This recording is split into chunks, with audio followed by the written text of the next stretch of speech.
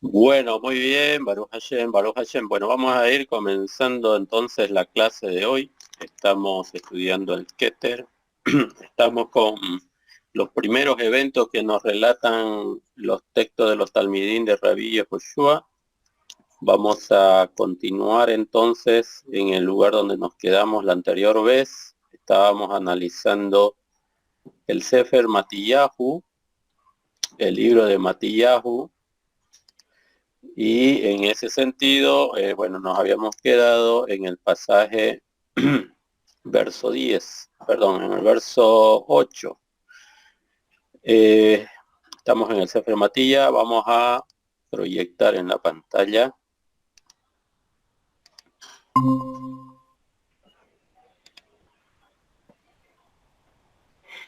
Ok.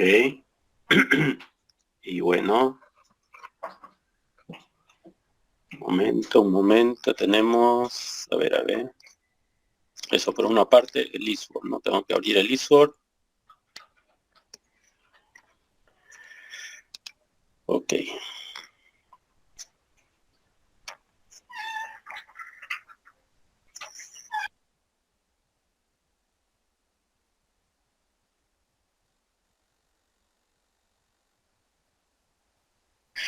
Muy bien, entonces está aquí el texto.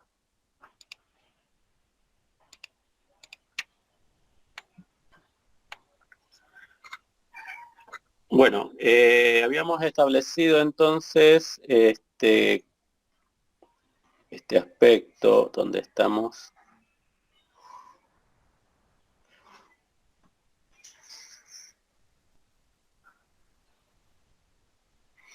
Aquí está, ¿no? 1.7. Y Salomón, perdón, no habíamos llegado al 7, estábamos en Ruth, exactamente. Vamos a leer el 1.5, sí. Y Salmón se convirtió en el padre de Boz por Rahab, esto ya lo habíamos visto. Boz engendró a Obed de Ruth y Obed engendró a Isaí. Dice aquí, aunque parece muy probable, no está claro si esta Rahab es la Rahab del libro de Yehoshua. La literatura rabínica la tiene casada con Yehoshua, cuyos descendientes incluyen a Yirmiyahu y Ezequiel y Hulda la profetisa, entre otros, de Ber Megilá 14b, Ruth Rabá 2.1, y dice, si esta es la Rahab de Jericó, si se casó con Yehoshua, uno puede encontrar una contradicción entre Matillahu y la tradición judía. Esto, sin embargo, se resuelve fácilmente, ya que podría haberse resuelto con casar a Salmón después de la muerte de Yehoshua con Rahab. El registro de la genealogía de Ruth, bueno, dice aquí en Ruth 4:18 al 22, dice así, esta es la historia de las generaciones de Pérez. Pérez engendró a Esrom, Esrom engendró a Ram, Ram engendró a Aminadab, y Aminadab engendró a Nachshon. Y Nachshon engendró a Salmón, y Salmón engendró a Boz, y Boz engendró a Obed, y Obed engendró a Isaí, e Isaí engendró a David. Bueno, esto lo vemos eh, reflejado en el libro de Ruth. Creo que nos habíamos quedado en esta parte.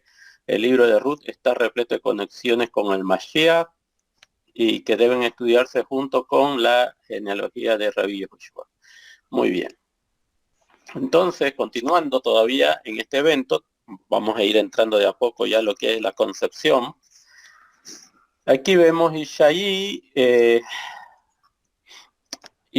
se convirtió en el padre del rey David. Aquí dice David Hamelech. Voy a tener que poner la otra proyección, si no, no lo vamos a poder ver. Ok. Entonces, aquí dice David Hamelech.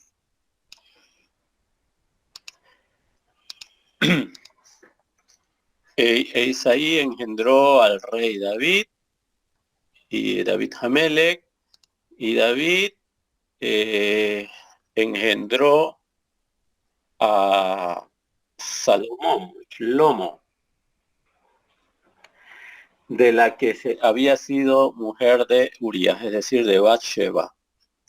Esto lo vemos, por ejemplo, en Samuel Aleph, segunda de Samuel 7, dice: cuando se cumplan tus días y duermas con tus padres, levantaré tu descendencia después de ti, que saldrá de tu serás, es decir, del cuerpo de Isaí, de David, perdón, y estableceré un reino. Él edificará casa a mi nombre, y yo afirmaré el trono de su reino para siempre. Yo seré su padre, o un padre para él, y él será mi hijo. Y dice: si cometiese iniquidad, lo castigaré con vara de hombres y con azotes de hijos de hombres. Siguiendo con Samuel Aleph, segunda de Samuel 7, el 12 al 14 dice: y el Rambam escribe: no hay rey en Israel excepto de la casa de David y de la simiente de Shlomo, y cualquiera que desafía a esta familia, es decir, a esta genealogía, niega a Hashem y las palabras de sus profetas. Por lo cual queda claramente establecido ya casi cerca de la Edad Media por este gran sabio del pueblo de Israel, el Rambam, Rabbi Moshe ben Maimon. Él establece de que no puede venir un Mashiach sino solo por la línea de David y por la línea de Shlomo. Por lo cual queda, volviendo a hablar un poquito de los antimisioneros, estuvimos hablando un poquito de los argumentos de algunos antimisioneros con relación a la oponencia que ellos tienen en contra de el establecimiento o reconocimiento o el aceptar que Rabbi Yehoshua puede ser un candidato a Mashiach. Ellos lo descalifican. Y por supuesto, por ejemplo, en este momento dice el Rambam, es lo que establece el Rambam, de acuerdo a lo que estamos leyendo nosotros aquí con lo que escribe Matillahu capítulo 1:6 dice que Isaí se convirtió, es decir, engendró al rey David, y David engendró a Shlomo, de la que había sido mujer de Urías. Y con esto se llega a entender, según Shemuel Aleph, Shemuel Bet, capítulo 7, de que hay un potencial Mashiach que viene de David, tiene que ser de la genética de David, tiene que tener la semilla, vamos a decir así, de David, la será, y este va a establecer un reino. En base a este contexto que vemos en Shemuel Aleph, es que el Rambam establece lo que está aquí, en esta parte. Dice: no hay rey en Israel, no va a existir un rey en Israel, sino aquel que desciende de la casa de David, y por supuesto, David, que engendró a Shlomo, es por la línea de Shlomo. Él edificará casa a mi nombre, y yo afirmaré el trono de su reino para siempre. Entonces, de esta base, el Rambam va a establecer de que no va a haber un rey diferente, no puede haber un rey en Israel que no venga de la línea de David. Por eso decíamos, con relación a los antimisioneros, es decir, judíos que van a rechazar de manera fehaciente, no van a querer aceptar ni reconocer que Rabbi Yehoshua es alguien que viene de la línea paterna de David, sino que ellos van a negar, como decíamos, de manera muy fuerte. Pero, y ellos, y cuando uno les hace la pregunta a ellos, bueno, está bien, ustedes dicen que Rabbi Yehoshua no puede ser descendiente de David, por lo que vamos a analizar dentro de unos momentos la concepción de Rabbi Yehoshua, porque ellos se enfocan más que todo en el pensamiento y el entendimiento cristiano de las escrituras, cuando vemos nosotros que muchos en el cristianismo, por ejemplo, van a llegar a determinar que según el texto de la traducción que se maneja en la actualidad, especialmente de la Reina Valera, es que ellos dicen, no, bueno, aquí no dice que es descendiente de David, sino que es una fuerza espiritual. Entonces van a empezar a decir, bueno, el mismo texto descarta que Rabí Yehoshua venga de David. Ese tema lo vamos a analizar, si el Eterno lo permite hoy, o vamos a hacerlo la próxima clase, pero eh, en la actualidad es mucho más difícil llegar a determinar a un descendiente de David que venga exclusivamente de David y por la línea de Shlomo. Eh, Sabemos que David tuvo varios hijos, sus hijos tuvieron otros hijos, así que descendientes de David, que es muy difícil llegar a corroborar, a confirmar de que alguien es descendiente de David, mucho más difícil es llegar a determinar si es que viene por la línea de Shlomo. Por lo cual en la actualidad es algo muy, muy complicado llegar a establecer esta línea genética. El pueblo judío dice que sí tienen los registros de las familias que pueden en un momento dar lugar a aquel que va a ser el rey Mashiach, es decir, aquel que pueda demostrar específicamente que es descendiente de David, perdón, que es descendiente de David. Nosotros podemos decir que no hay forma de hacerlo en la actualidad y lastimosamente esta es una realidad. Nosotros sabemos que muchos registros, muchos documentos con la intervención del Imperio Romano en la destrucción del Segundo Templo y posteriormente cuando se queman muchos Sefer Torah y toda literatura judía que rondaba alrededor del santuario, van a decir algunos historiadores que inclusive documentos que mantenían la genealogía del pueblo de Israel desde los días de Moshe Rabenu, de Abraham Avinu, hasta esa época del primer siglo y la destrucción del segundo templo, muchos de esos registros fueron destruidos con fuego. Por lo cual en la actualidad es muy difícil que alguien pueda llegar a afirmar fehacientemente, con fidelidad, que verdaderamente desciende de una línea genética que proviene de David. Hoy es mucho más difícil. Sin embargo, el Rambán establece que solamente un descendiente de David y por la vía de Shlomo puede llegar a sentarse como rey de Israel en el trono, es decir, en el gobierno del pueblo de Israel. Entonces, si esto es así, bueno, nosotros podemos decir que en el libro de Matillá podemos encontrar nosotros un registro de toda la genealogía, de toda la historia paterna, toda la ascendencia que se manifiesta desde Abraham Avinu hasta Rabí Yehoshua ben Yosef. Es decir, que en el Keter, como decíamos al principio del estudio de lo que es el Keter, lo que son los escritos, los primeros Talmidim del Mashiach,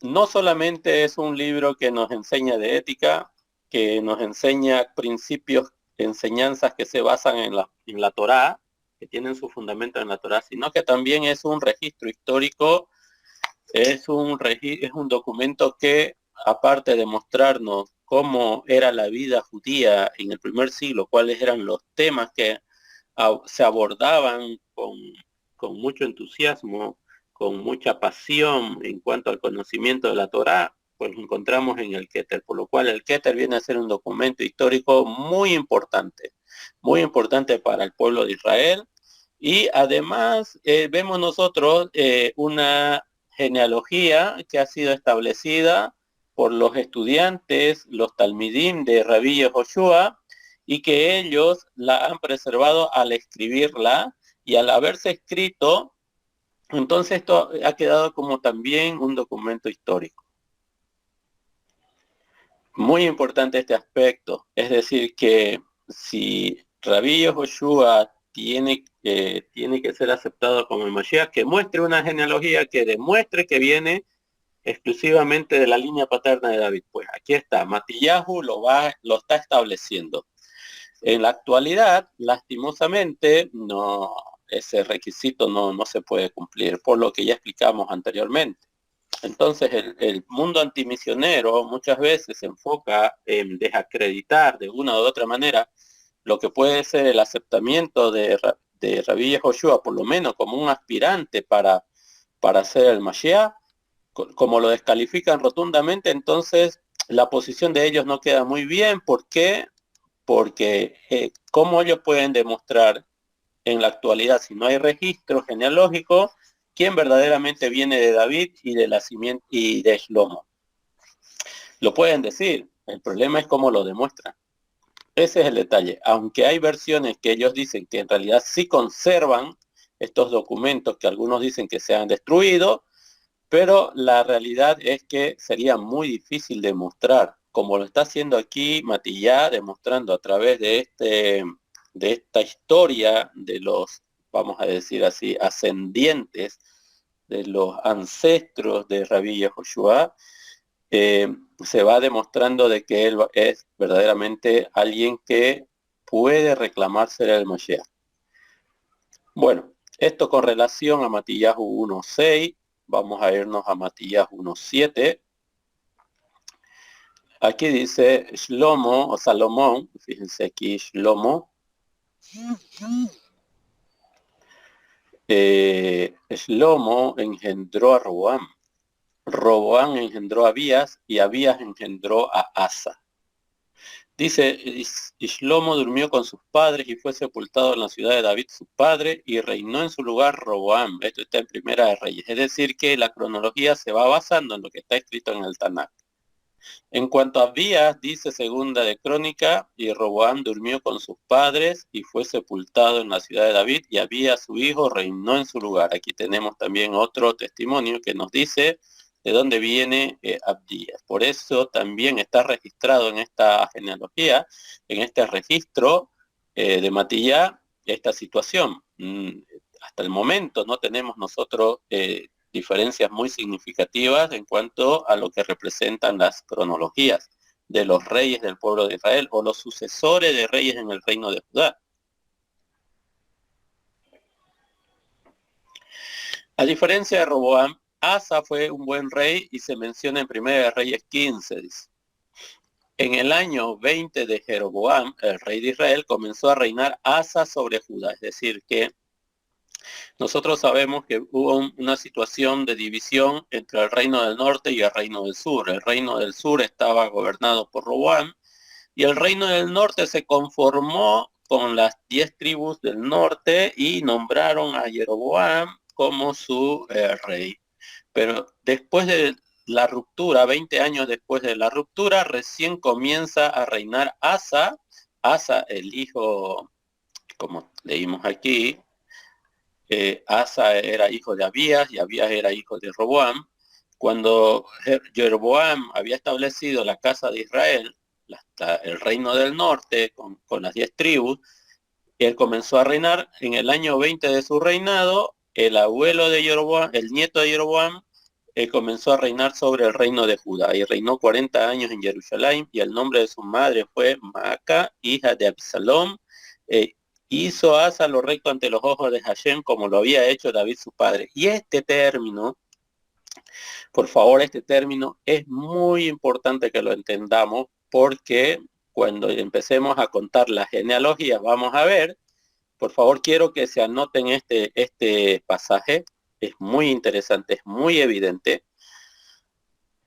Fíjense, dice, e hizo Asa lo recto ante los ojos de Hashem, como lo había hecho David su padre. Un momento. David no era el padre de Asa. David no era el padre de Asa. ¿Quién era el padre de Asa? Abías. Y Abías no era hijo de David tampoco. Abías era el hijo de Roboam. Y Roboam no era el hijo de David, era el hijo de Shlomo. Entonces, y Shlomo sí era hijo de David. ¿Por qué aquí dice el texto que Asa hizo lo recto ante los ojos de Hashem como lo había hecho David su padre? Pues para entender las genealogías que encontramos nosotros en Matillá, y que muchos se esfuerzan por decir, no, están incompletas el escrito del Keter, especialmente el libro de Matillá. Matillá se equivocó al contar las genealogías, a contar la sucesión de padres a hijos, y entonces no es un documento confiable. ¿Por qué? Porque en determinados momentos se salta como 2 o 3, como en este caso, aparentemente estaríamos pensando que se han saltado genealogías porque dicen que Asa había hecho como David su padre, pero es que este término, su padre, no siempre significa en el aspecto biológico. Ya, esto es un tecnicismo también hebreo. Nosotros sabemos que en Israel antes las personas no tenían apellidos, sino que se los reconocía como hijo de alguien. Y a veces ese hijo de alguien no era ni siquiera su padre, era el abuelo. Si el padre vivía, ponían el nombre del abuelo. Moría el padre, entonces recién era hijo de, y se le nombraba. Por ejemplo, Shlomo, hijo de David, nunca se le dijo hijo de David hasta que David durmió. Eh, por lo cual, entonces, cuando duerme David, como estaba vivo, y luego cuando duerme David, recién Shlomo es reconocido como hijo de David. Y en este caso, Asa es reconocido también como hijo de David, porque eh, es muy común este aspecto. Por eso, en uno de los relatos cronológicos, vamos a ver nosotros que evidentemente en el registro de la genealogía, no hay una correlación en función a otros textos que encontramos en el Tanakh. Pero eso no debería llamarnos la atención si es que conocemos el contexto hebreo. Pero como muchos desconocen el contexto hebreo, lo primero que van a sacar a resaltar, no, es que hay un error en la cronología. Ya no hay 14 desde Abraham a David y tampoco desde David hasta el Mashiach, no hay 14 generaciones. Por lo cual entonces Matillahu no sabe contar, no sabe lo básico, como dice por ahí nuestro amigo de filosofía judía, Jacob.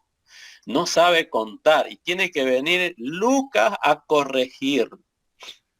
Bueno, nosotros vamos a ir viendo algunos aspectos en que en realidad dentro del pueblo judío sí hay esta situación. No me quisiera adelantar, pero lo voy a hacer simplemente para que notemos este detalle que no solamente es curioso en el libro de Matillá, sino que también es algo que va a ocurrir en otros documentos, como por ejemplo el Tanaj. En el Tanaj también vamos a ver nosotros cronologías que no están completas, pero sin embargo están escritas en el texto que se considera inspirado.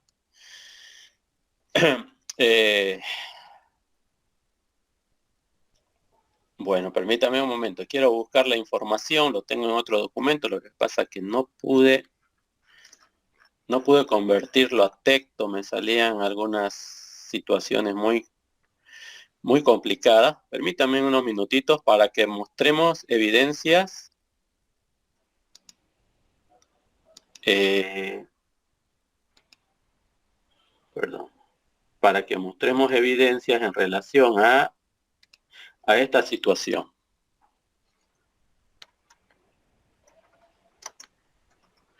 Voy a tener que acudir a la red, disculpen, sí, voy a tener que acudir a la red.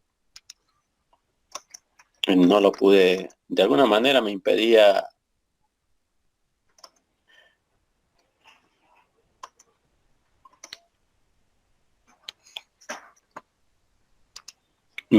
descargarlo y me pareció muy interesante esa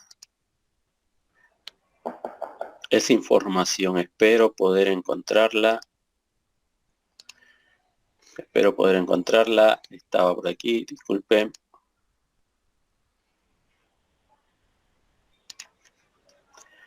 Bueno, aquí está.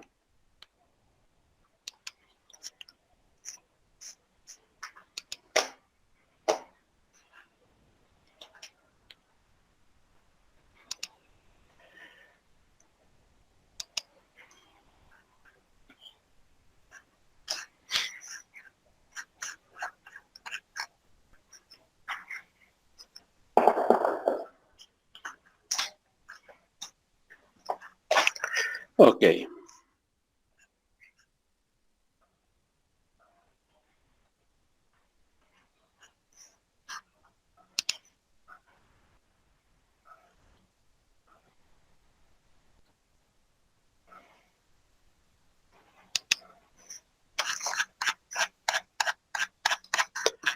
Vamos a tratar de proyectarlo para que ustedes lo vean.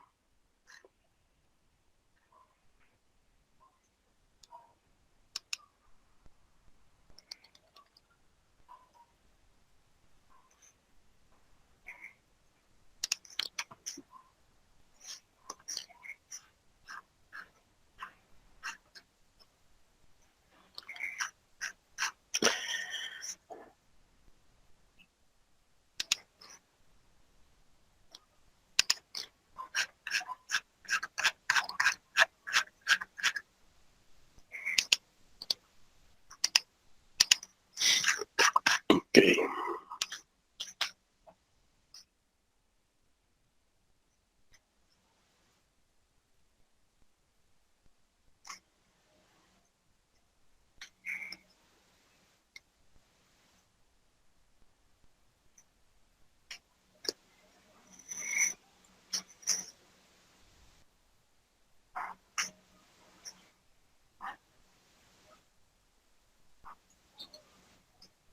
Bueno, no sé si se puede apreciar. Ah, perdón, disculpe. Aquí está.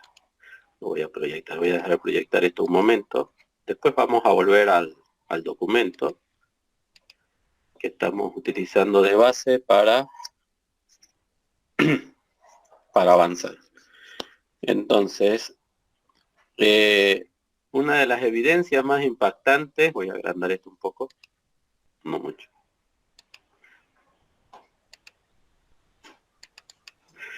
Ok, una de las evidencias más impactantes del semitismo del nuevo pacto, dice aquí, se puede encontrar en la genealogía de Yehoshua como se presenta en Matillahu 1. Hay un error bien conocido en el texto griego de este pasaje, aunque el texto mismo dice que da 3 listas de 14 nombres.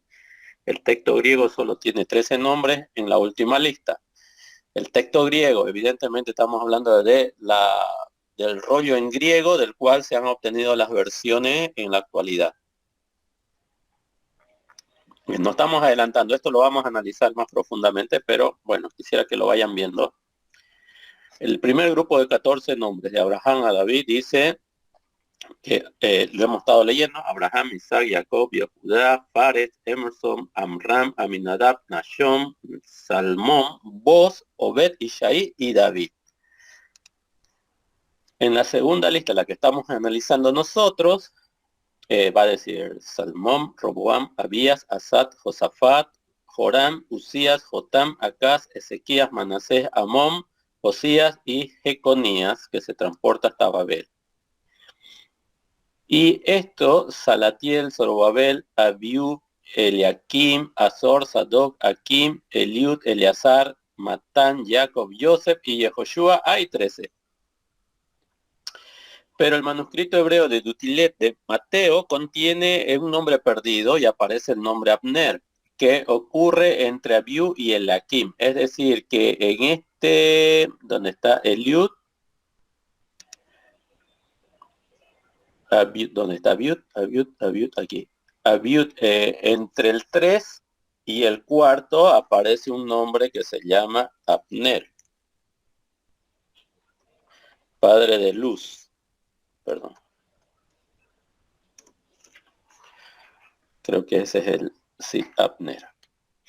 Entonces, no está, esto no lo registra el texto griego, pero sí lo va a registrar el Mateo hebreo de Utilet.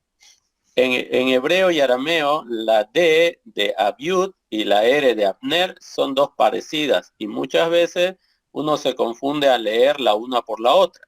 En este caso, un escriba debió haber mirado el manuscrito fuente y haber tomado el nombre equivocado, obteniendo así a Abner, omitiendo así a Abner. Es decir, que cuando eh, eh, quiso escribir Abiud, y luego le tocaba escribir Abner, por cuanto se veían parecida la forma de escribir, entonces Él seguramente miró a Abner creyendo que ya lo había escrito, pero sin embargo había escrito Abiud y por eso lo omitió. Omitió a Abner porque creyó que ya lo había escrito, porque en hebreo la Dalet como la Resh, esto ya es lo que sabe en hebreo, se van a dar cuenta de que puede tener eh, una similitud, pero son letras diferentes. Por eso el copista que tuvo el rollo en griego no quiso volver a repetir las mismas letras, aunque representaban de otro nombre. Entonces el texto griego debió venir de una copia hebrea o aramea a la que le faltaba el nombre Abner. Hay una evidencia admirablemente clara sobre esto. La versión aramea antigua siriaca se perdió a partir del siglo IV hasta su redescubrimiento en el siglo XIX. Este texto arameo tan antiguo tiene Abiur, que puede ser Abiud, donde el texto griego tiene Abiud, guardando así el error como en un congelador y demostrando la confiabilidad de la lectura del texto hebreo. Es decir, que eh, Abiur se escribe con Bab, pero el que no está familiarizado con el texto hebreo, la Bab lo puede confundir con una Num. Y por eso, a pesar de que ella parecía Abiur, no Abiud, Abiur, el entendimiento que hemos dicho hace un momento puede ser que en realidad representaba el nombre Abner y sin omitir este nombre, por lo cual entonces este descubrimiento en el siglo XIX permite darnos cuenta que el copista en griego eh, no tomó en cuenta el nombre Abner por la similitud de las letras que componían al nombre Abiur. Vuelvo a reiterar, aquí la U en latino o en español viene de una VAB, pero la VAB, cuando uno no tiene mucha experiencia, puede ser confundida con la NUM. En ese sentido, entonces el copista del griego omitió el término Abner, por lo cual en el texto hebreo de Mateo, en realidad, como hemos indicado, o como está indicando vamos a decir, este investigador, aquí es donde aquí es donde debería aparecer en el cuarto lugar Abner y no Eliakim. Entonces, este es el nombre que se va a omitir, pero esto va a ser a través del copista que no pudo distinguir entre Abiud y Abiur. ¿Por qué? Porque la Dalet y la Resh aparentemente pueden ser iguales cuando uno tiene un documento ya tal vez un poco rasgado, un poco viejo y no se puede llegar a determinar con precisión si es una Dalet o una Resh. Y puede ser que en ese caso entonces omitió sin intención de hacerlo, pensando que ya lo había escrito, omitió a Abner. Por lo cual el texto hebreo entonces sí encaja en sus 14 generaciones desde el retorno de Babel, desde Salatiel hasta Yehoshua. Bueno, pero nos estamos adelantando. Quería que vayan viendo eso. Estoy buscando otra tablita.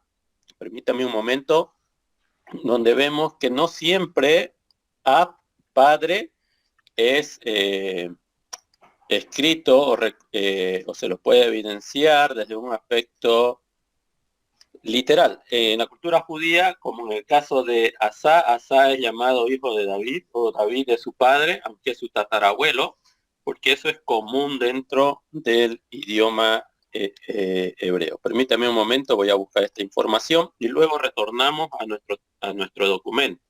Sin embargo, si surgen algunas consultas, algunas preguntas, la vamos a hacer. Algo que vamos a ir implementando cada vez que terminemos una entrega, vamos a hacer un resumen para que más o menos refresquen las ideas de lo que hemos estado hablando. Permítame un momento, estoy buscando, tenía mi tablita, no sé qué pasó, haré que lo cerré sin guardarlo. Por si acaso tal vez alguien lo tiene, es una cronología judía donde también omiten muchos detalles en cuanto a la genealogía que presenta tanto un documento como otro, y que esto es común dentro de la cultura del pueblo de Israel. Espero poder encontrarlo. A ver.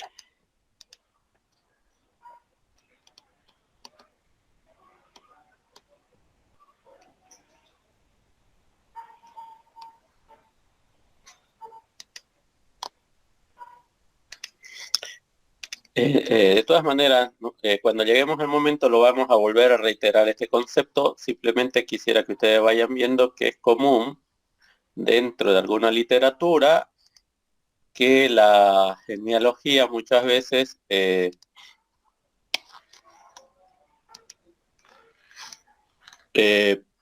dependiendo de cómo se la escribe, está manifestada para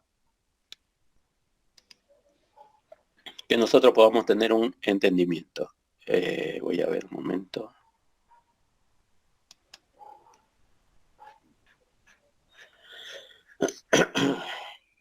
No, no está la tabla.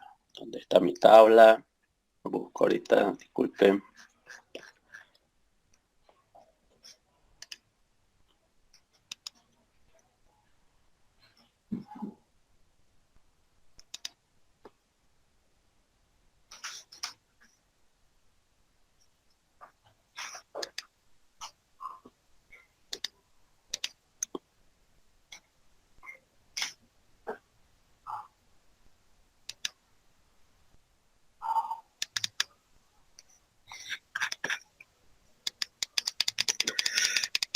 Ok, ok.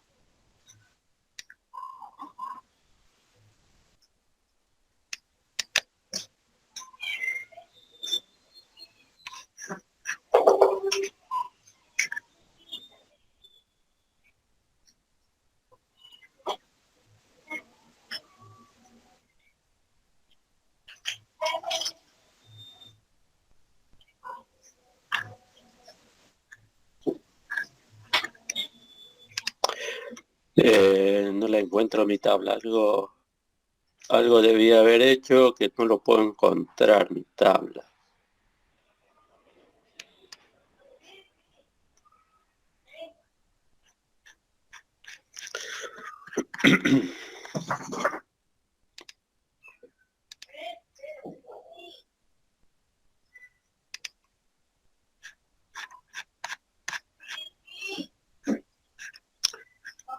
Bueno, creo que se me extravió ese dato. Es una lástima.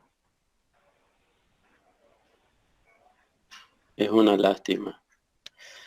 Quería mostrar evidencias en cuanto a que en la genealogía algunos rabinos no necesariamente manifestaban que tenía que ser exactamente el orden en que ellos lo presentaban.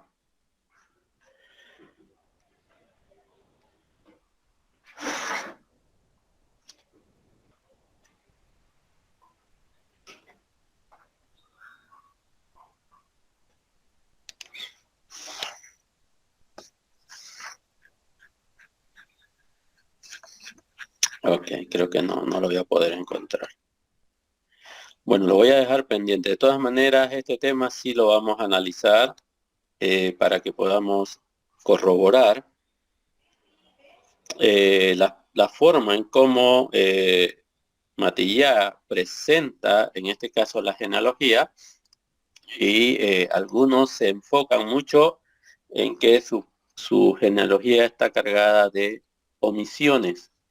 Sin embargo, nosotros vamos a ver que no es así. Ok, vamos a volver un poco a la genealogía. Vamos a volver a nuestro texto base que estamos de guía, estamos llevando a cabo. Y luego vamos a retornar. Todavía no estamos hablando específicamente del grupo de las 14 generaciones, pero sí lo vamos a tocar en su momento.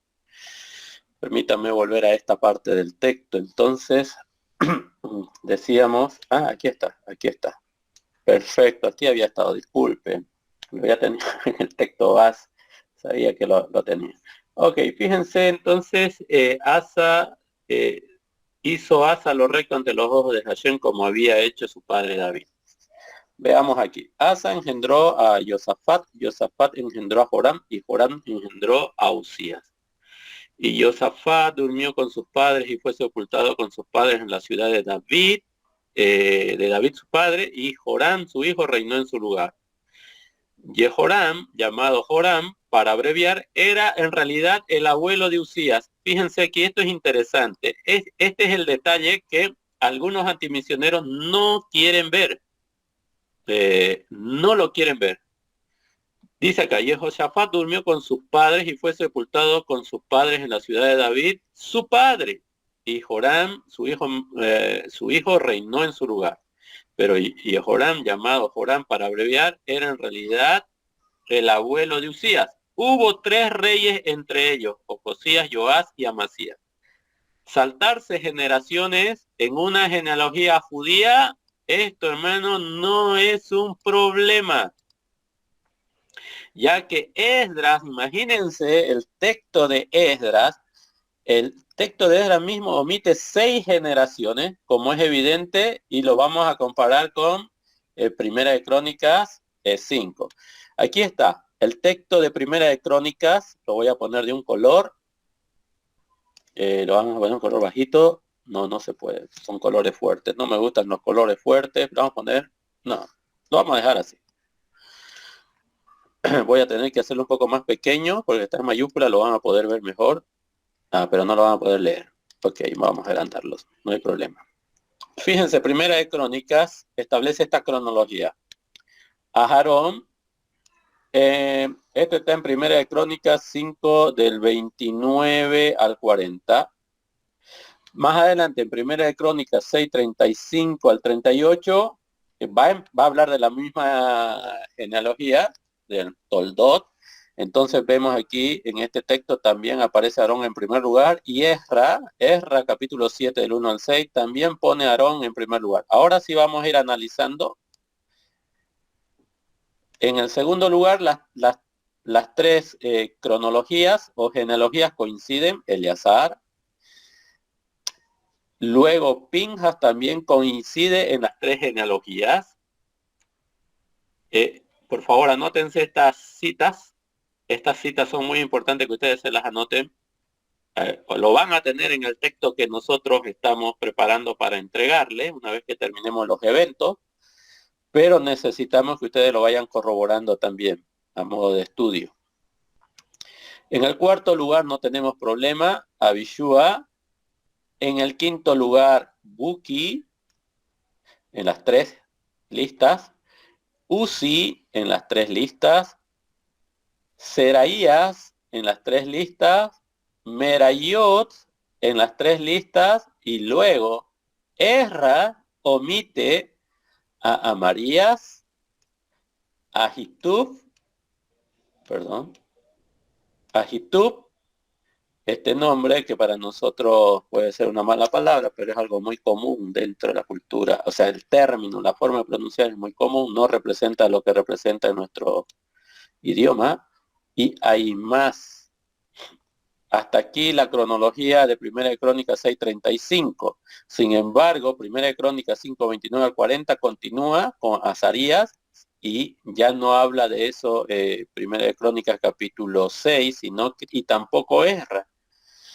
Y Johanán tampoco entra en la genealogía de ambos, de las otras listas, hasta que aparece Azarías, y Azarías es retomado. Después de Merayot, Ezra dice que viene Azarías. Sin embargo, Primera de Crónicas 5 del 29 al 40, nos muestra de que en realidad hay varios nombres, 5 nombres de más, entre Merayot y Azarías. ¿Y quién dice, qué voz judía hemos escuchado diciendo, no, el texto de Esdra es espurio, tiene errores, no manifiesta algo sensato? A nadie. Nadie se atrevería a decir que el texto de Ezra es un texto errado, un texto equivocado. Simplemente no consideró él estas genealogías. Sin embargo, Primera de Crónicas sí, y en comparación a Ezra, pues vemos que no, y nadie se rasgó la vestidura. Entonces vemos aquí nosotros a Azarías, a María, a Igitú, vuelve a aparecer estos otros nombres, Salum, Hilkiah, Azarías, Serarías y Josadac.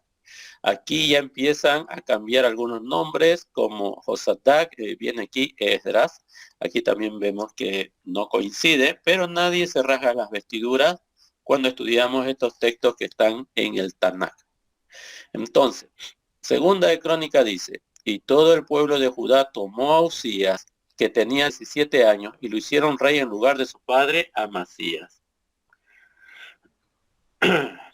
Esto ya volviendo a las cronologías de Yehudá. Aquí estábamos viendo una cronología de la tribu de Leví, pero lo que nos interesa resaltar, que evidentemente algunos escritores omitían algunos nombres porque el punto era resaltar otras cosas. Y están en el texto del Tanaj y en un análisis muy serio, algunos dirían entonces, Ezra tiene errores. El libro de Ezra tiene errores, pero no escuchamos esas voces. Porque en realidad el punto de Ezra estaba enfocado en el retorno del pueblo de Israel, quienes iban a estar capacitados para el servicio del santuario. Ahora, volviendo al texto de Matillahu, como decíamos en esta parte, Jehoram era llamado Joram para abreviar, era en realidad el abuelo de Usías. Hubo 3 reyes, entre ellos Josías, Joás y Amasías. Saltarse generaciones no es un problema, ya que Esdra hace lo mismo. Bueno, para los que son muy estrictos en cuanto a la lectura del texto de Matillahu. Ok, veamos ahora. Usías también fue llamado Azarías. En Segunda de Reyes. Usías fue llamado Azarías. Interesante. En un texto del Tanakh, sí, en un texto del Tanakh. ¿Hay un problema con eso? No, nadie hace problema con eso.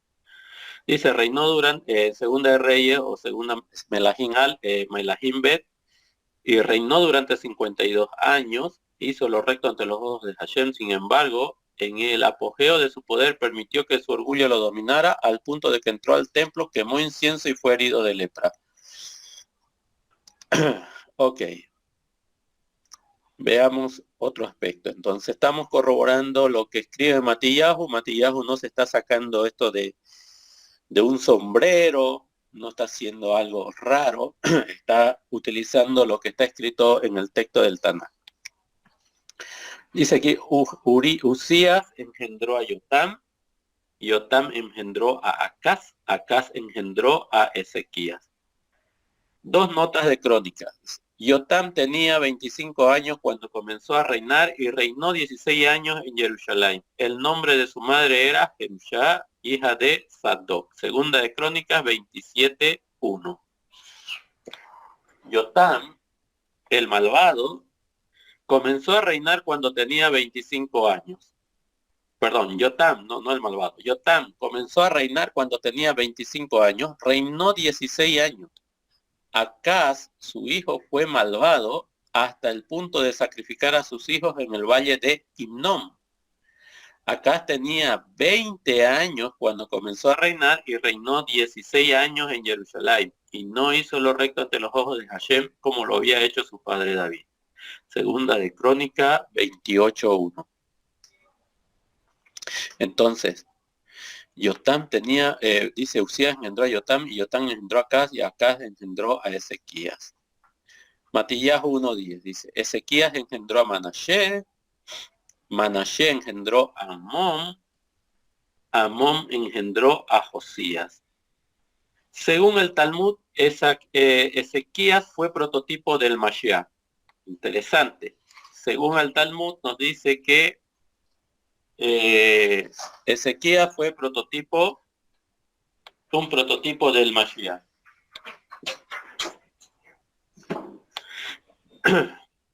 El santo bendito sea quiso nombrar a Hizquíyahu o Ezequías como Mashiach, ya que Sennacherib como Gog y Magog, ante lo cual el atributo de justicia dijo ante el santo, bendito sea, soberano del universo, si no hiciste a David el Mashiach, que pronunció tantos himnos y salmos delante de ti, ¿acaso nombrarás a Hizquíyahu, a Ezequías como tal, que no te cantó himnos a pesar de todos estos milagros que hiciste por él?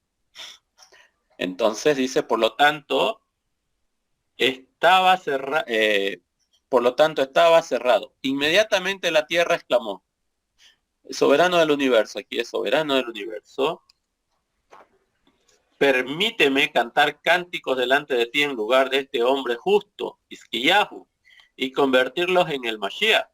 Y prorrumpió en cántico delante de él, como está escrito, desde lo último de la tierra oímos cánticos, gloria a los justos. Entonces el príncipe del universo me dijo, soberano del universo, la tierra ha cumplido tu deseo de cánticos de alabanza a favor de este hombre justo.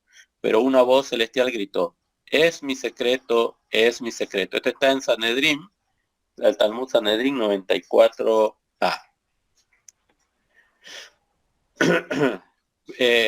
En la tradición del pueblo de Israel, por ejemplo, creo que es Isayahu capítulo 9, del verso 6 en adelante, se atribuye esa profecía a Hizquíyahu, ¿ya? Pero sin embargo, este Midrash, o lo que quiere manifestar el Talmud, es que el Mashiach tendría que tener rasgos de Hizquíyahu. Simplemente eso. O sea que Hizquíyahu podía, o Ezequías podía haber sido el Mashiach de su generación, el hombre más justo de su generación, pero no lo fue. O sea, no fue nombrado el Mashiach de su pueblo Israel. Ahora, ¿por qué decían que Hizquíyahu era el Mashiach? Porque en los días de Sennacherib, en realidad pareciera que Israel estaba viviendo sus últimos días.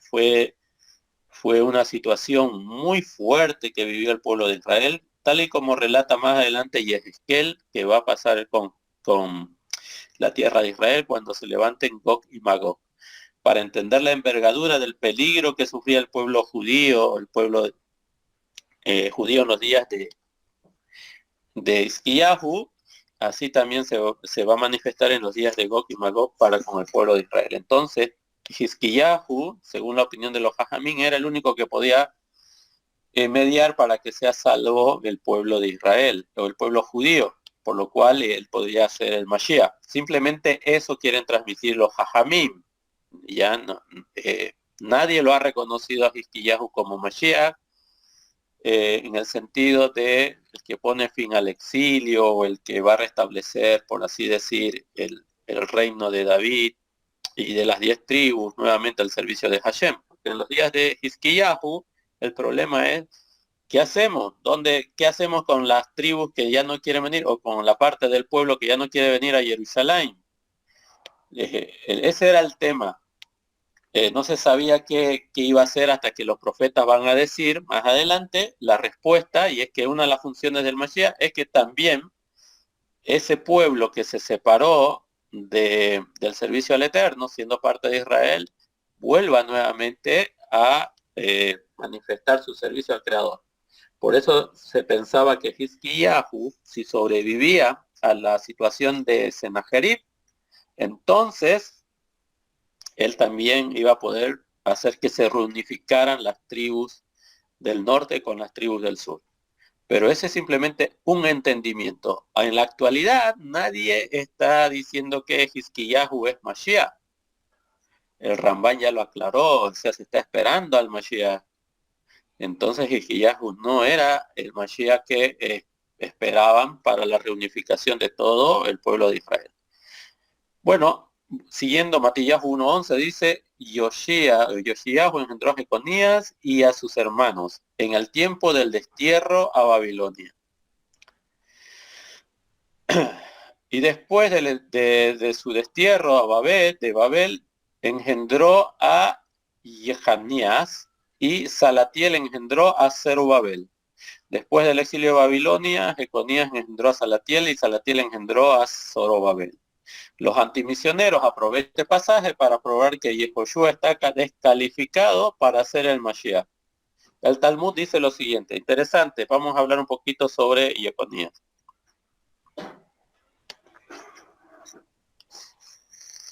Aquí tenemos el texto.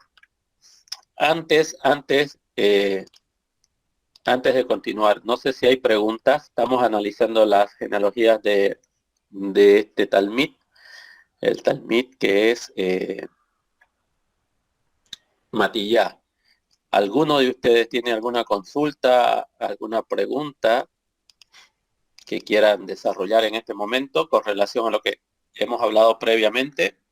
Lo que estamos haciendo es tratar de resaltar vamos a decir así, la cronología o la genealogía de los ancestros de Rabí Yehoshua y lo estamos corroborando con el texto del Tanaj, es decir, que no son situaciones inventadas por Matillá. Evidentemente, esta sucesión de reyes existe. Pero si hubiese alguna consulta, alguna pregunta que ustedes quieran desarrollar, porque este tema, el tema de Jeconías, es interesante. Solo lo vamos a resumir. Hay mucho que hablar de este tema. Hay análisis muy interesantes, algunos coinciden, otros no coinciden, pero en realidad todos tienen la misma finalidad de darle autoridad al texto de Matillá, porque las evidencias son abrumadoras. Entonces, si no hay consulta, vamos a tocar el tema muy interesante, el tema de Jeconías. Los antimisioneros, volvemos a hablar un poquito de los antimisioneros. ¿Quiénes son los antimisioneros? Son aquellos que, proveniendo del pueblo judío, no quieren por nada, vamos a decir así, por ninguna situación, aceptar que Rabí Yehoshua es el Mashiach. Para nada. Y ellos van a decir, utilizando este argumento. Después del exilio de Babilonia, Jeconías engendró a Salatiel y Salatiel engendró a Zorobabel. ¿Por qué cuestionan esta situación los que dicen que Yehoshua no puede ser el Mashiach? Entonces, los antimisioneros aprovechan este pasaje para probar que Yehoshua está descalificado para ser el Mashiach. El Talmud dice, Rabí Yohanan dijo, el exilio expía por todo, porque está escrito, así dice el Eterno, escriban a este hombre sin hijos, está hablando de Jeconías, un hombre que no prosperará en sus días, porque ningún hombre de su simiente prosperará sentado en el trono de David y gobernando más en Judá, en Yehudá. Entonces,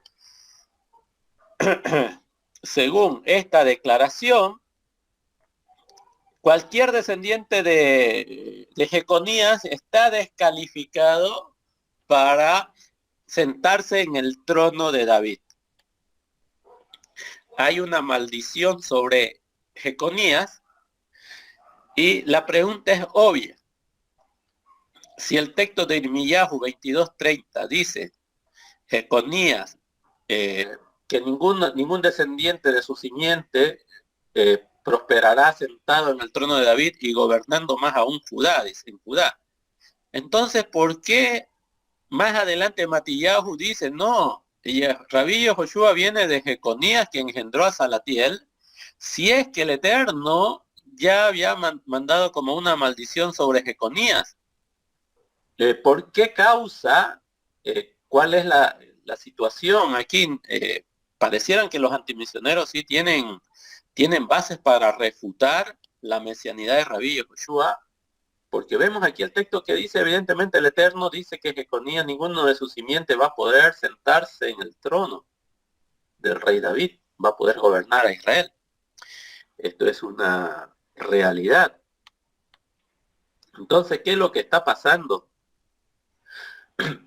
Vamos a ver, entonces dice aquí, mientras que después de que el rey fue exiliado, está escrito, y los hijos de Jeconías, Asir, Salatiel, su hijo, etcétera, fue llamado, él fue llamado Asir, encarcelado, porque su madre lo concibió en prisión. Y el otro Salatiel, porque el Eterno no lo plantó como se planta a los demás. Sabemos que por tradición, que una mujer no puede concebir de pie, sin embargo, ella concibió de pie. Otra interpretación a Salatiel es porque el Eterno obtuvo de la corte celestial la absolución de su juramento. Zorobabel fue llamado así porque fue sembrado en Babilonia. ¿Qué es lo que quieren decir entonces aquí? Si bien el rabí Yohanan va a decir con relación a por qué Jeconías tuvo hijos, en realidad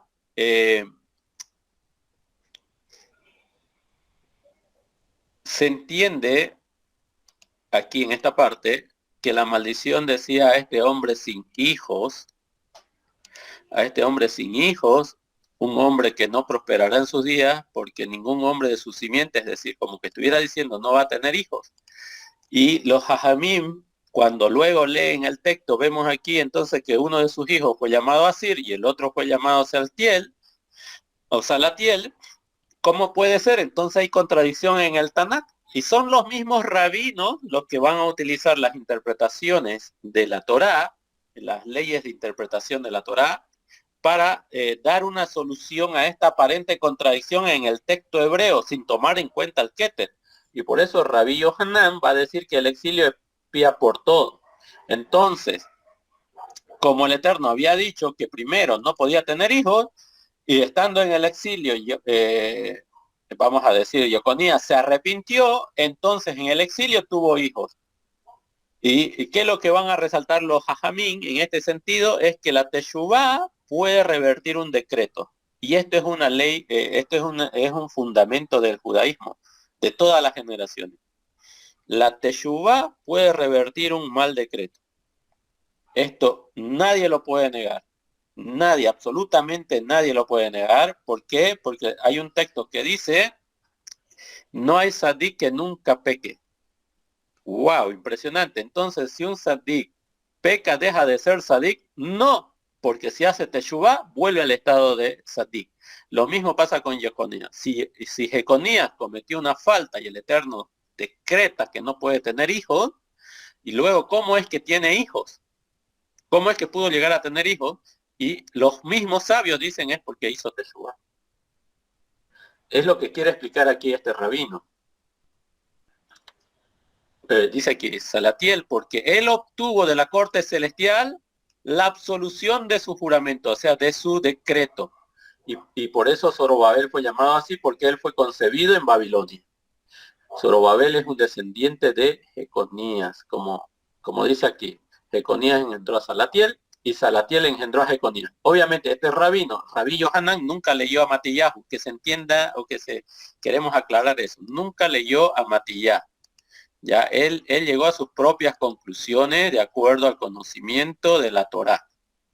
Él está tratando de demostrar que no puede haber contradicción en el texto porque Jeconías, que fue sentenciado a no tener hijos, ahora tiene hijos. ¿Por qué situación? Porque él se arrepintió y además dice que el exilio, el sufrimiento de estar fuera de Eretz Israel expía por todo, y por eso la corte celestial va a pedir absolución, y en base a esa teshuvá y a ese perdón que obtuvo Jeconías, entonces viene Zorobabel.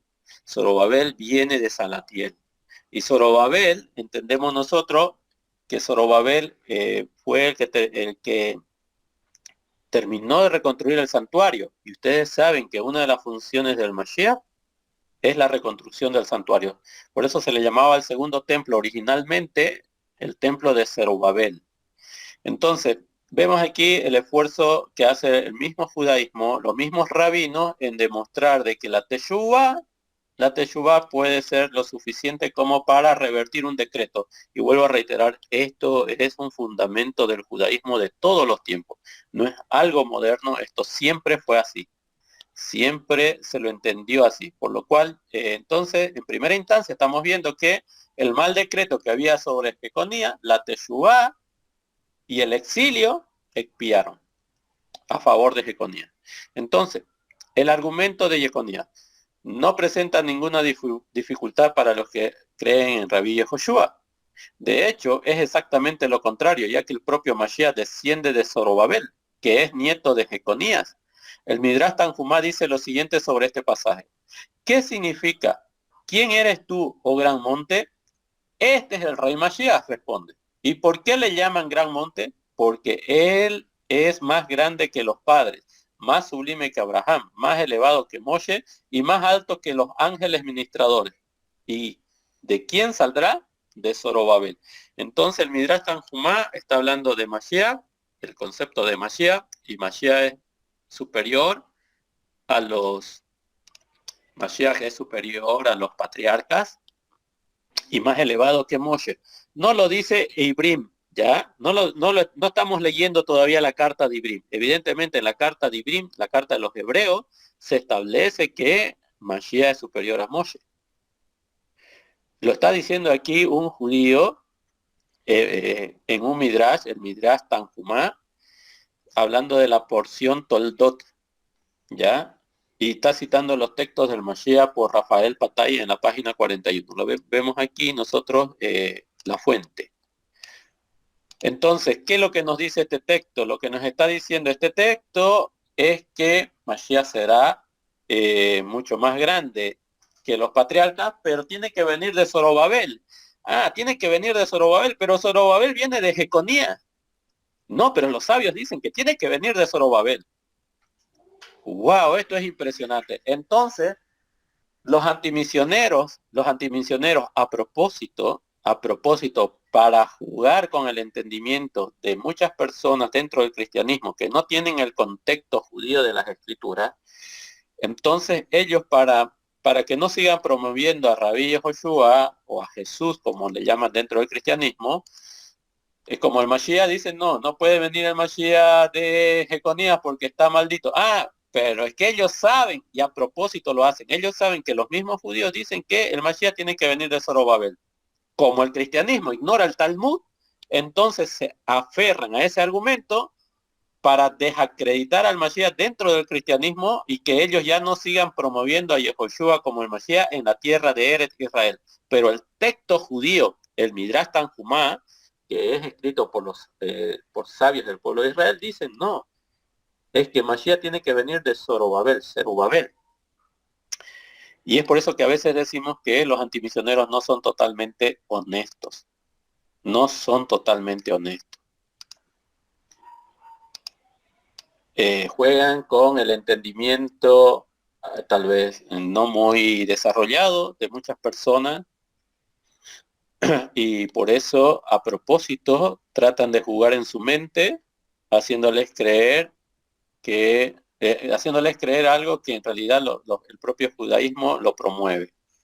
Bien, hay muchos más textos rabínicos que destruyen esta posición antimisionera. Esto plantea la pregunta, ¿por qué los antimisioneros usan este argumento? O bien, no conocen la tradición judía, en cuyo caso no están informados, o no esperan que su público sepa, en cuyo caso están desinformados. ¿Cuál será la motivación? Bueno, no la sabemos, pero lo que sí sabemos es que dentro del pueblo judío sí hay este entendimiento de que Jeconías es el padre de Salatiel y Salatiel el padre de Zerubabel y de Zerubabel viene el Mashiach. Entonces cuando ellos dicen, no, Yeshua, dicen así, no, Yehoshua no puede ser el Mashiach porque viene de Jeconías. Y quieren ocultar esta realidad que hay dentro del mismo judaísmo y en realidad no tiene fundamento. ¿Y saben qué, estimados Javerín? Mucha gente cristiana de las raíces hebreas se come el cuento de que el Mashiach no puede venir de Jeconías. Se come ese cuento. Y lastimosamente dejan de creer en Yehoshua y se meten al judaísmo talmúdico y rabínico sin contemplar las opciones de que hablan verdaderamente de que el Mashiach viene de Zerubabel, de Jeconías. Vamos a ver otra opinión. Hay muchas, no he querido poner muchas eh, antes de ver otra opinión, que es casi parecida a la misma. ¿Hay alguna pregunta? Queda claro de que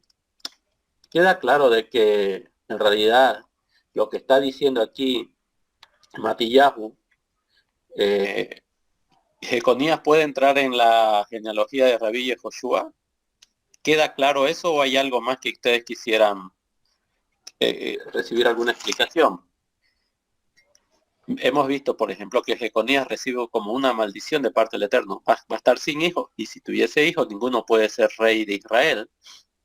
Ahora, sin embargo, el Midrash Tanjumá dice, no, pero el Mashiach, que es más grande que Abraham, más grande que Moshe, como dice Ibrim, viene de Zorobabel, nieto de Jeconías. No sé si están llegando a captar lo que queremos transmitir. Dentro del judaísmo se entiende que no hay problema en que el Mashiach venga de Jeconías, lo dicen los Jajamim. ¿Hay alguna consulta, alguna pregunta, alguna puntualización que quisieran que hagamos?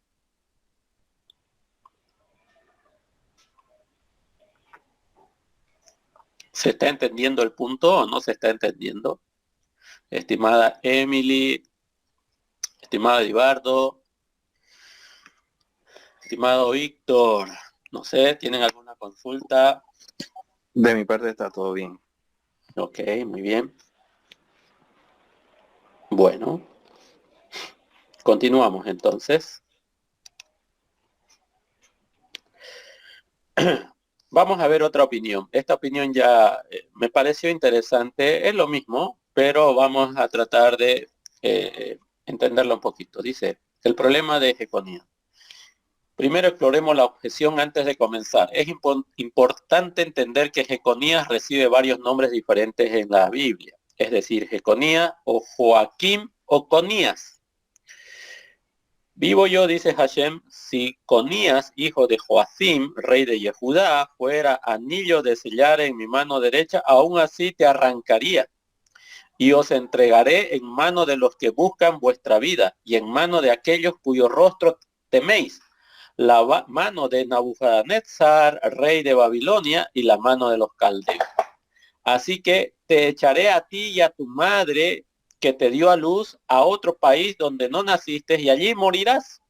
Pero a la tierra a la cual quieren volver, allí no volverán. Es este hombre Conías un ídolo despreciado y roto, un vaso en el que no hay placer. ¿Por qué son echados fuera? Y él y su descendencia y arrojados a una tierra que no conocen. Oh tierra, tierra, escucha la palabra de Hashem. Así dice Hashem. Escribid a este hombre como sin hijos, es decir, Jeconías no va a tener hijos. Un hombre que no prosperará en sus días, porque ninguno de sus descendientes prosperará sentándose en el trono de David y gobernando más a Yehudá. Wow, fue fuerte, ¿no? Lo que dice el profeta sobre Jeconías. Impresionante. El problema surge, dice en la Besorá de Matillahu, en la genealogía de Yehoshua. Ezequías engendró a Manashe, Manashe engendró a Amón, Amón engendró a Josías, o a Yehoshías, y Josías engendró a Jeconías, y este Josías puede ser Joacim, como leímos hace un momento, engendró a Jeconías y a sus hermanos en el tiempo del destierro a Babilonia. Luego, después del exilio a Babilonia, Jeconías engendró a Salatiel, Salatiel engendró a Zorobabel. Matillahu 1:10. El argumento antimisionero, por lo tanto, es que dado que Jeconías está incluido en la genealogía de Yehoshua, la maldición de Jeconías excluye a cualquiera de sus descendientes a gobernar en el trono de David. Entonces, Yehoshua no puede ser el Mashiach. Ese es el argumento antimisionero, ya que la maldición sobre Jeconías es tan clara como el día, y el nombre Jeconías está sentado en la genealogía legal de Yehoshua Matillah, capítulo 1. ¿Cómo se responde a este argumento? Veamos, el anillo de sello. Es importante que examinemos este tema con mucho cuidado y no nos quedemos con una comprensión simplista y superficial del texto. El Tanakh parece indicar que la maldición sobre Jeconías fue revertida a través de la persona de Zorobabel. Zorobabel es el nieto de Jeconías. Compárese este texto con Ageo y con Irmiyá 22 arriba. ¿Qué dice Ageo? Ya leímos nosotros aquí el texto de Irmiyá, aquí habla acerca del anillo, ¿dónde está? Aquí. Si fuera un anillo de señal en mi mano derecha, aún así te arrancaría. Eso dice, ahora leamos Ageo. En aquel día dice Hashem Zedbaot, te tomaré, oh Zorobabel, siervo mío, hijo de Salatiel, dice Hashem, y te haré como anillo de sellar. ¡Wow! Va a revertir, porque yo te he escogido, dice Hashem Zedbaot. ¡Wow! No hay que ir a los textos de los rabinos. Lo dice el mismo Tanaj. Primero sobre Jehonías se dice, si fueras anillo de sellar en mi mano derecha, aún así te arrancaría, es decir, te desecho.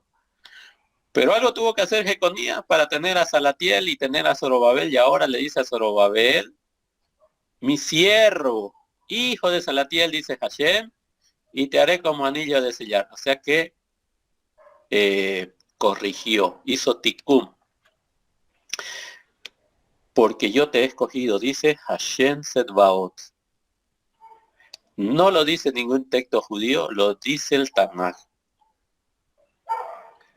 Es decir, que es Hashem quien restituye a la familia de Jeconías por medio de Zerubabel o Zorobabel. Note la fraseología. Aunque Conías, hijo de Joacim, rey de Judá, fuera anillo de señal, Jotam, ese es como un sello, Jotam, en mi mano derecha te arrancaría. Ahora, como se señaló anteriormente, dice Zorobabel, nieto de Jeconías, oh Zorobabel, mi siervo, te haré como un anillo de sellar, Jotam, porque yo te he escogido, dice Hashem Zedbaot. La fraseología del anillo aquí implica que la maldición fue levantada, pero como dijo LeVar Burton en el programa Leyendo a Rainbow, no confíes en mi palabra, echemos un vistazo a la tradición judía. Bueno, aquí ya volvemos a la tradición judía, lo que leíamos hace un momento. Rabbi Yohanan dice, el exilio expía por todo porque está escrito, así dice el Eterno, escriban a este hombre sin hijos, un hombre que no prosperará en sus días, porque ningún hombre en su simiente prosperará sentado en el trono de David y gobernando más aún en Judá. Mientras que después que el rey fue exiliado, está escrito, y los hijos de Jeconías, este es Asir, Salatiel, hijo de, etcétera, él fue llamado Asir, encarcelado, porque su madre lo concibió en prisión. Salatiel, porque el Eterno no lo plantó como se planta a los demás. Sabemos por tradición que que una mujer no puede concebir de pie, sin embargo, ella concibió de pie. Otra interpretación es Salatiel, porque el Eterno obtuvo de la corte celestial la absolución de su juramento. Por lo tanto, Zorobabel fue llamado así porque fue sembrado en Babilonia, pero su verdadero nombre era Nehemías, hijo de Acalías. Notas de pie, dice. A pesar de la maldición de que no tuvieran hijos y no prosperara después de ser exiliado, fue perdonado. Luego dice que él había hecho para castigar a Jeconías con esterilidad. Wow. Este es el golpe mortal, el argumento de la maldición de Jeconías. Numerosos lugares en la literatura judía notan que la maldición sobre Jeconías fue anulada. Dice acá, hicieron un becerro y mecieron y merecieron ser exterminados. Y hubiera pensado que él los maldeciría y los destruiría. Sin embargo, tan pronto como se arrepintieron, se evitó el peligro. Y Hashem se arrepintió del mal. Y así en muchos lugares. Por ejemplo, él dijo acerca de Jeconías, porque ningún hombre de su simiente prosperará. Y dice, derribaré el trono de los reinos y destruiré la fortaleza de los reinos de las naciones. En ese día, dice Hashem, permítame un momento.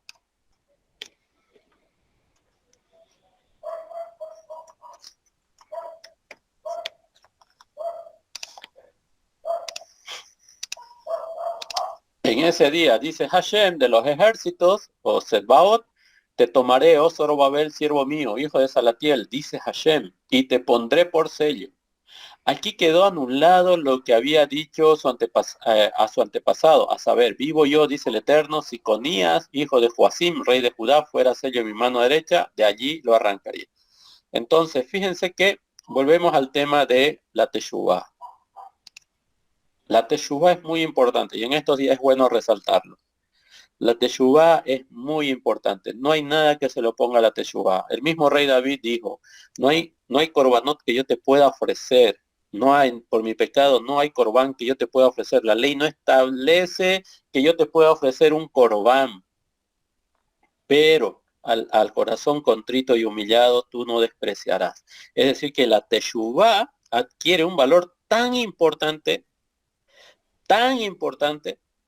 que si nosotros cometemos faltas y errores y de verdad hay una teshuvá interna, miren, puede revertir estos decretos, inclusive el Eterno, como dice aquí, y el Señor se arrepintió del mal.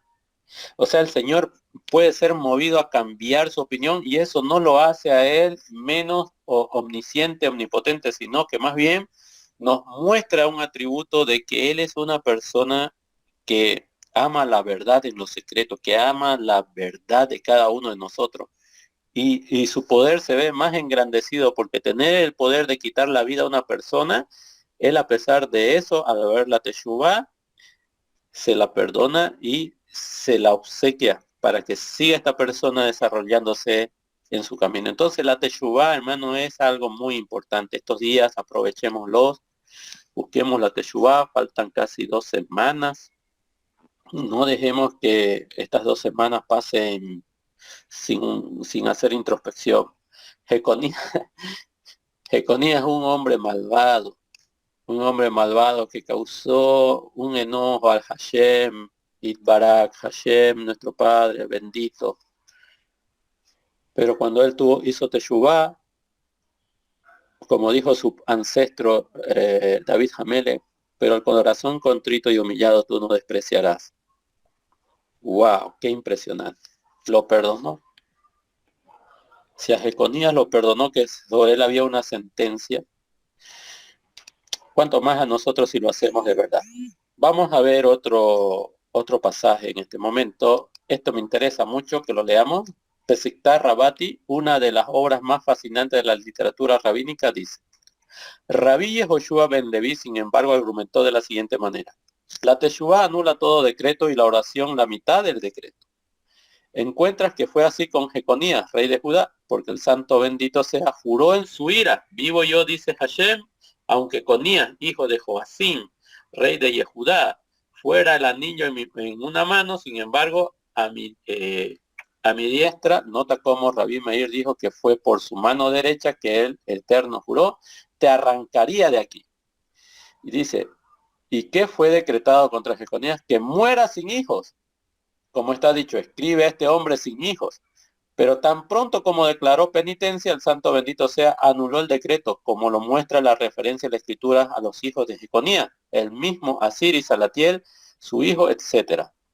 Y la escritura dice además, en aquel día te tomaré, oh Zorobabel, el hijo de Salatiel, y te haré como un sello. Mirad pues cómo la penitencia puede anular todo un decreto. Esta es la Teshuvá. Lo dice entonces los textos judíos también, en Pesictá Rabati, Pere 47, habla de este punto de la Teshuvá. Veamos otra referencia judía. Dice, en la enciclopedia judía se dice que no solo se revocó la maldición, sino que Jeconías fue el antepasado del Mashiach. ¿Quién lo dice? Fíjense, no lo dice un seguidor del Mashiach, no lo dicen rabinos mesiánicos, maestros mesiánicos, lo dice la enciclopedia judía. ¿Ya? Esto es muy interesante. La enciclopedia judía dice que no solo se revocó la maldición, sino que Jeconías fue el antepasado del Mashiach. La triste experiencia de Joacim cambiaron su naturaleza por completo, y cuando se arrepintió de los pecados que había cometido como rey, fue perdonado por el Eterno. ¿Quién provocó el decreto en el sentido de que ninguno de sus descendientes llegaría a ser rey? Incluso llegó a ser antepasado del Mashiach según el Tanakh Toledot 20. Enciclopedia judía vamos a decir así, es un artículo sobre Joacim. Veamos otra referencia. En el libro de Sejaria dice, ¿quién eres tú, gran montaña? Delante de Zorobabel eres una llanura, y él sacará a la piedra angular con gritos de gracias a ella. Sejaria 4:7, es decir, que de Zorobabel viene la piedra angular. Esta es la piedra que desecharon los edificadores. Es una alusión al Mashiach, como dice el Teilim. Este tema de la piedra angular creo que lo vamos a tocar en este estudio cuando veamos el nacimiento de Rabí Yehoshua. Me van a hacer acuerdo, por favor, porque hay información bonita para entender qué significa la piedra angular. ¿Por qué el Teilín habla de la piedra angular? Pero cuando lleguemos al momento, por favor, me van a hacer acuerdo. Si puedo, lo voy a escribir aquí. Perdón. El Midrash Tanjumá, bueno, dice aquí, ¿qué significa que tú eres un gran monte? Este es el rey Mashiach. ¿Y por qué se llama gran monte? Porque él es más grande que los padres, más sublime que Abraham, más elevado que Moshe, más alto que los ángeles ministradores. ¿De quién saldrá? De Zorobabel. Este es el Midrash Tanjumá y se relaciona mucho con el texto de Ibrim, ya con el texto de Ibrim, el texto de Hebreos. Voy a poner ahorita el texto de... No, bueno, no va a haber tiempo, no tenemos ya mucho tiempo. Pero en el texto de Hebreos dice lo mismo, es superior a los ángeles, es más elevado que Moshe Rabenu. Cuando lee un antimisionero esas palabras, dice, no, eso ya es idolatría. No es idolatría, esto está escrito también en los textos judíos. Esto también está entendido, el entendimiento también se manifiesta en ese sentido. Adelante, estimado. Adelante. Una consulta. Eso quiere decir, vamos a ver, el Eterno manda al Mesías. El Mesías resucita el tercer día, hace diferentes, camina en el agua, resucita a personas que han muerto, cura leprosos, pero si no viene de esa descendencia, quiere decir que aunque todas estas otras cosas se hagan, no se considera Mesías solamente porque no cumpla alguna de estas condiciones. Y si el Eterno en su poder absoluto simplemente desea cambiar algo, no lo puede hacer porque entonces ya no lo consideramos Mesías. Más o menos ese era el entendimiento en el momento. Bueno, es muy interesante esta pregunta. Mapiyahu se está esforzando por decirnos a nosotros de dónde viene el Mashiach, por lo cual la pregunta que usted hace tiene sentido, porque si hay una desconexión entre un aspirante de Mashiach con la genealogía que viene por la de David, entonces, como usted dice, no puede llegar a ser el Mashiach. Ese es el punto. Es decir, Menajes Nilsson en los años 80 y 90, el rabino de Chabad, de Lubavitch, lo proclamaron el Mashiach y él murió. Y lo proclamaron el Mashiach diciendo que él era descendiente de David. Incomprobable. Eso es incomprobable. Puede ser que sí sea descendiente de David. Evidentemente, puede ser que sí sea descendiente de David. ¿Cómo lo demuestra? ¿Cómo lo pueden recibir y reconocer? ¿Cómo él lo demuestra? Él demuestra que es descendiente de David. Volvemos a reiterar, después de la destrucción del segundo templo, donde se quemaron muchos documentos judíos, donde se tenían líneas genealógicas en el santuario de las familias de los judíos que se guardaba como un tesoro, se quemaron, aunque el judaísmo en la actualidad dice que no se perdió todo, y otros son más optimistas y dicen que en realidad nada de eso se quemó, pero la historia nos dice que no solamente cuando se quemó el santuario, sino posteriormente en las rebeliones se siguieron quemando literatura judía y todo lo que tenía que ver con el judaísmo, y las toldot, las generaciones que conforman el pueblo judío. Entonces, hoy sería incomprobable que alguien que diga que es Mashiach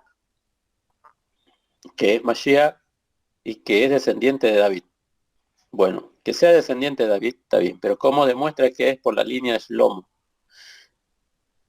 ¿Cómo lo demostraría? Incomprobable.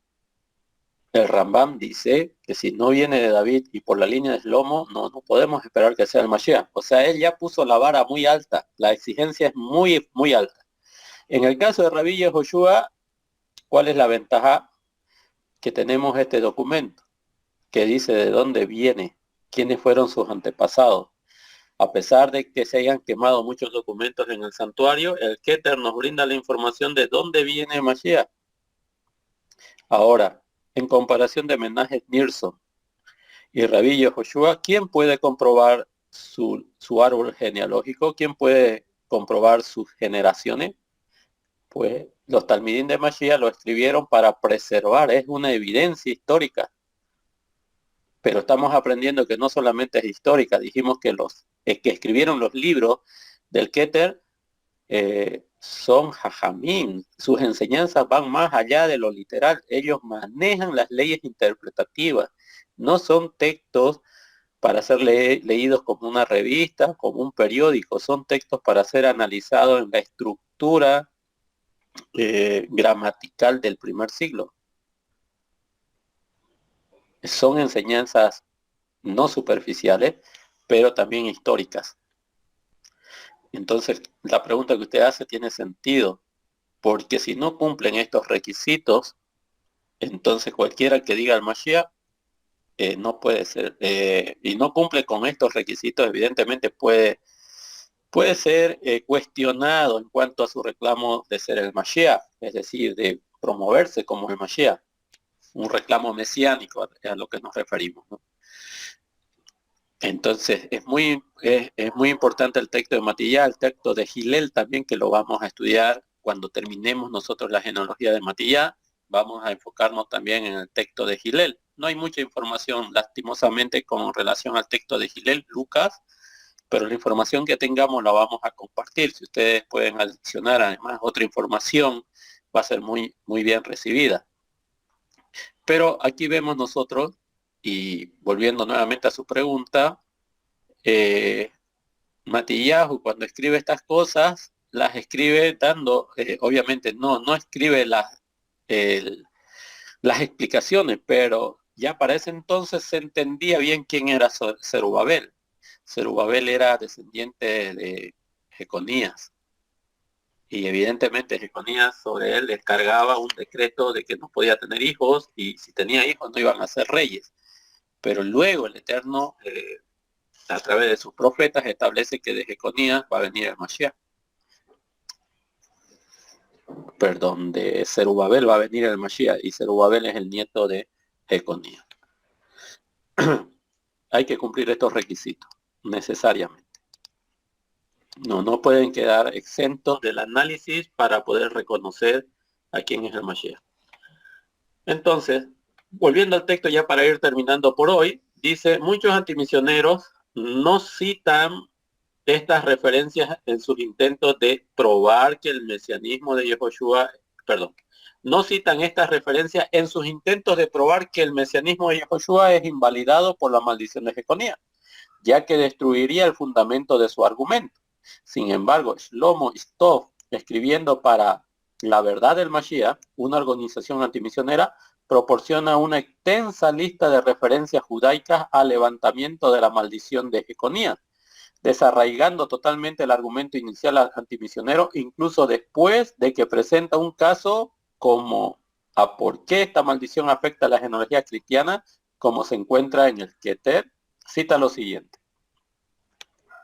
Talmud Sanedrín 37b al 38a, dice Pesita Rabati, Pesita, bueno, no lo voy a leer todo, pero ahí está la referencia, dice, esto trae una buena pregunta, sabiendo que el judaísmo acepta que la maldición de Jeconías fue levantada, escuchen bien, el judaísmo. Por eso los antimisioneros, vuelvo a reiterar, a veces no son completamente honestos. Esto trae una buena pregunta, sabiendo que el judaísmo acepta que la maldición de Jeconías fue levantada, porque los antimisioneros, ¿por qué los antimisioneros continúan usándola? No conocen estas numerosas referencias o están engañando, jugando con la ignorancia de aquellos a quienes buscan alejar del Mashiach. Stop tiene una respuesta muy extraña. Ningún cristiano, pasado o presente, ha tratado de enfrentar la maldición a la manera judía y de acuerdo con la tradición judía. El cristianismo evangélico tampoco puede usar la perspectiva judía.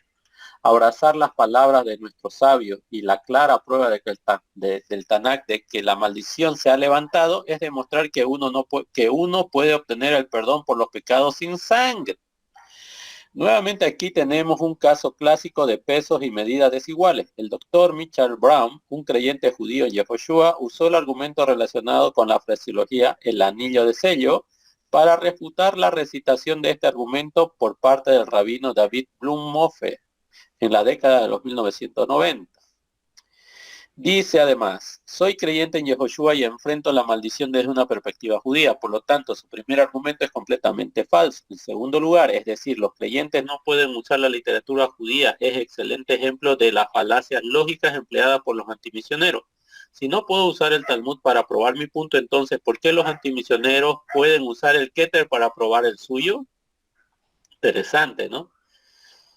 Conclusión. Aunque el argumento contra el mesianismo de Yehoshua basado en la maldición de Jeconías ahora se ha hecho añicos por completo, vamos a dar un paso más. Considerando lo anterior, la tradición judía enseña que Zerubabel será el antepasado del Mashiach. Yehoshua desciende legalmente de David a través de Joseph y físicamente de David y Salomón a través de Miriam, cuya ascendencia se remonta a Natam, el hermano de Salomón, a través de Yibum, no a Jeconías. Estamos hablando, bueno, esto lo vamos a estudiar con Gilel. Si esta maldición aún estuviera vigente, es absolutamente imposible que alguien que descendiera físicamente de Zorobabel sea el Mashiach, en contradicción con la tradición judía. En conclusión, hemos visto, primero, la maldición de Jeconías fue levantada como evidencia en el Tanakh y la literatura judía. Segundo, los antimisioneros continúan insistiendo, por error, con el argumento de Jeconías, a pesar del hecho de que la tradición judía y el Tanakh rasga la alfombra debajo de sus reclamos, y que para mantener su posición defectuosa deben usar pesos y medidas desiguales. Tercero, si de hecho el argumento de Jeconías es válido, entonces excluye a todos excepto a Yehoshua de Nazaret de ser el Mashiach, por lo que sus propios argumentos en contra de su mesianismo son en realidad prueba de que él es el Mashiach. A la luz de los hechos anteriores, utilizando la navaja de Ockham, la explicación más simple suele ser la correcta. Y como se demostró arriba, la explicación más simple es que Yehoshua es el hijo de David, del que hablan las escrituras. Por lo tanto, como hemos demostrado, no es Hashem quien se ha arrinconado con la maldición de Jeconías, son los antimisioneros. Así concluye esta observación del rabino. Y bueno, quería que ustedes también la puedan conocer. Muy bien. Vamos a dar lugar a paso a otras preguntas. Si no hubiesen preguntas, vamos a terminar con nuestra participación por el día de hoy. Estimado Ibardo, ¿usted quiere hacer otra pregunta? Lo veo con la mano levantada.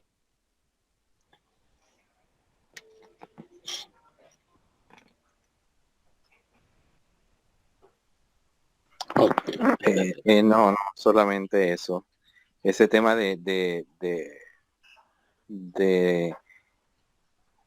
que, por ejemplo, siempre hay personas que defienden muy bien el hecho de que el Mashiach pues es el enviado del Eterno.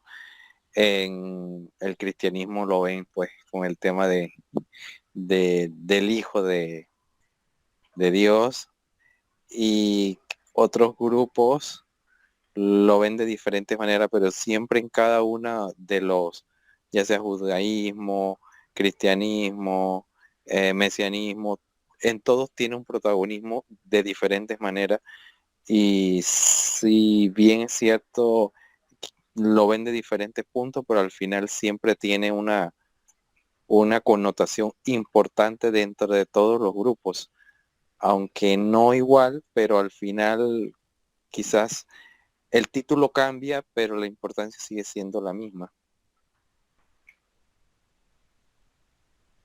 Exactamente. Exactamente. Tal cual, yo coincido. Ok, bueno, quiero consultar con otros participantes, estimado Víctor, estimada Emily, ¿alguna pregunta? ¿Se entendió lo que quisimos exponer? ¿Hay necesidad de repasar algunos puntos, algunos argumentos?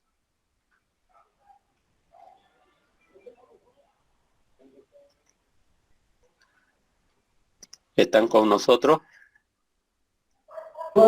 Sí, sí, More, yo estoy fuera de casa, hay mucha bulla Ah, y bueno, sí, está, pero está bien, hermano. Gracias. Muy bien. Ok.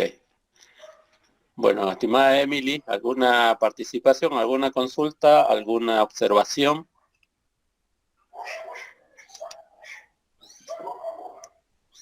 Bueno.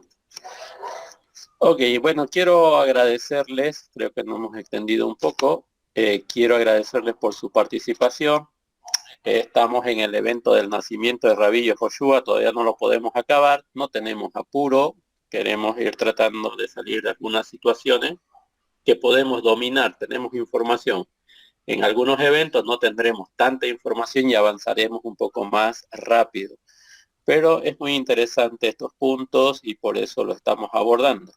De todas maneras, siempre estamos prestos a sus consultas, a sus preguntas. Si se necesita mayor aclaración en algún punto, algún aspecto, pueden preguntar. Vamos a quedar en esta parte, agradecerles entonces por su participación, que todos tengan una buena semana y vayan preparándose ya para Yom Teruah. Nos queda 2 semanas, poquito, 2 semanas menos 2 días. Ya no es mucho, así que preparémonos a fin de, bueno, el ejemplo que tenemos de Jeconía, hacer Teshuvah. Y si hay algún decreto en contra nuestra, que sea un decreto riguroso, vemos que esto puede cambiar con la plegaria, con la Teshuvah, el cambio que querramos nosotros desarrollar para mejorar nuestro servicio con el Creador. Aprovechemos estos días. Si usted no sabe manejarse el Ijot, no se preocupe, usted puede dirigirse al Eterno en sus propias palabras, pedirle el perdón al Eterno en sus propias palabras, ir a buscar esa conciliación con el hermano en sus propias palabras, a fin de que todos lleguemos a aquel día ilesos y podamos ser inscritos para un año de bendición y no de sufrimiento. Como dice uno de los Mishlep, el poder de la vida y la muerte está en la lengua. Así que si usted utiliza los labios y las palabras para expresarle perdón al Eterno y a su prójimo, va a obtener la vida. Pero si usted utiliza los labios y la boca y el corazón para dañar a su prójimo, va a también ofender al Eterno y va a obtener la muerte. Así que el poder de la vida y de la muerte lo tenemos cada uno de nosotros. Así que este miembro, que es muy pequeño, pero que inflama la rueda de la creación, que sea utilizado para buscar la Teshuvah en estos días. Así que ese es mi deseo para todos ustedes y que todos podamos alcanzar la corrección de nuestra alma y también la rectificación de nuestras transgresiones. Que el Eterno les bendiga y les guarde. Shalom, Shavua Tov para todos y nos vemos en la próxima entrega. Shalom, shalom.